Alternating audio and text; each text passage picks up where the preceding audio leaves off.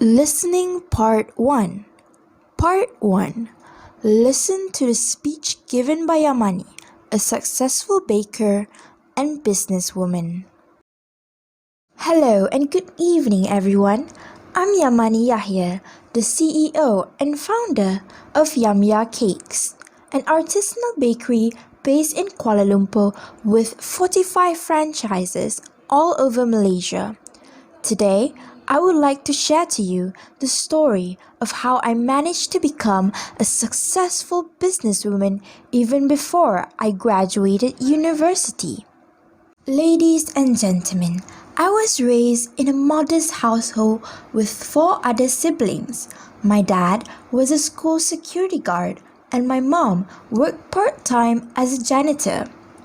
Because money was not easy to come by, from a very young age, my parents taught me to value it.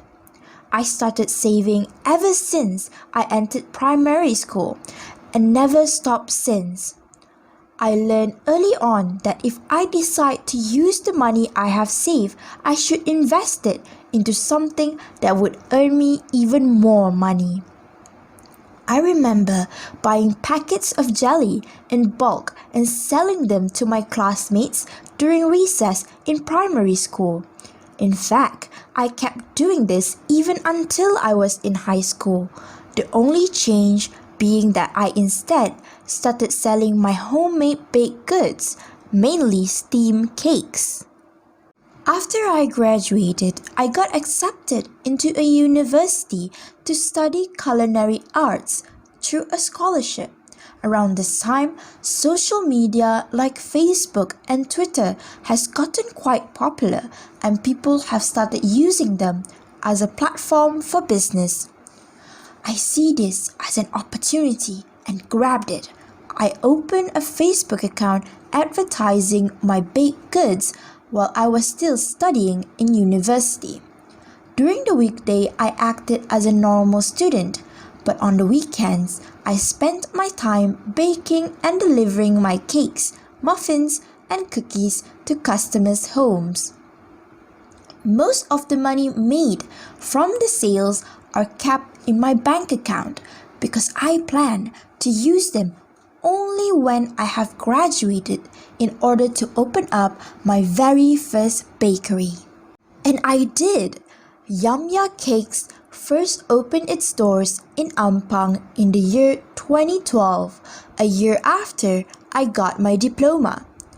Even though I finally have a physical storefront, I have never forgotten the power of social media and continue to advertise my delicacies through various platforms.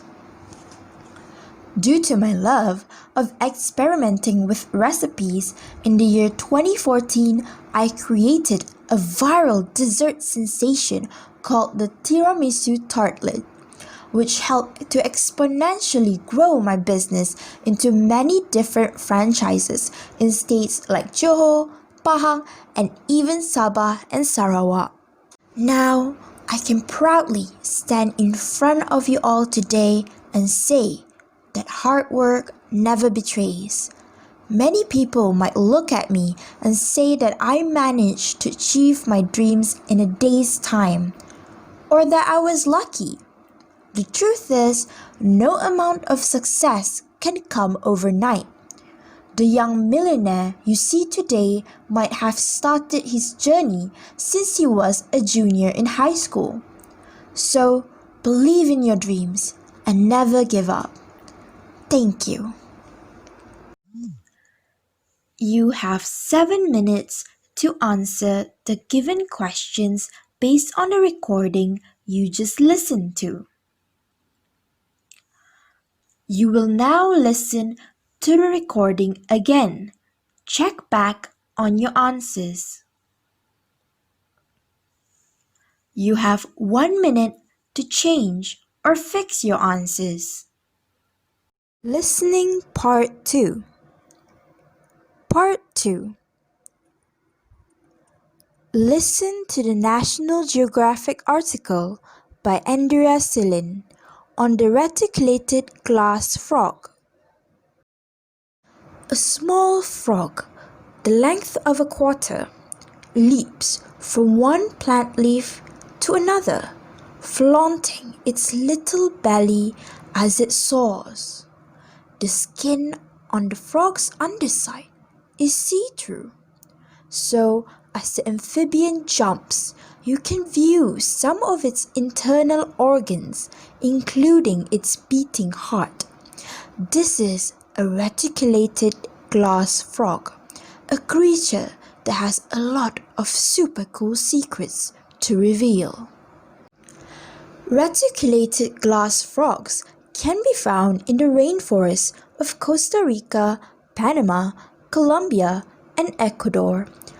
These carnivorous amphibians, which are active at night, inhabit vegetation along streams. Males can get pretty territorial, making squeaking noises to warn trespassing frogs to stay away from their leafy hangout spots. If an intruder does not leave, the frog will wrestle it to show who's boss. Males are also very protective of their mates' eggs.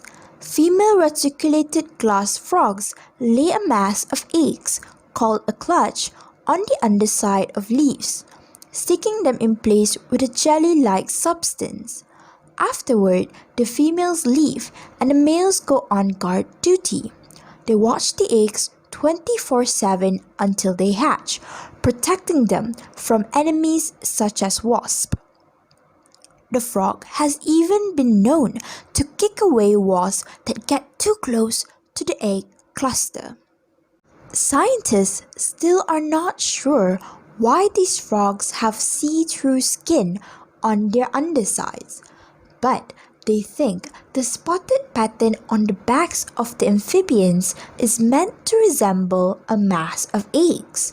This camouflage pattern helps the males protect their offspring by confusing predators trying to get at the clutch. Sounds like these eggs are in good webbed hands. You have 7 minutes to answer the given questions based on the recording you just listened to.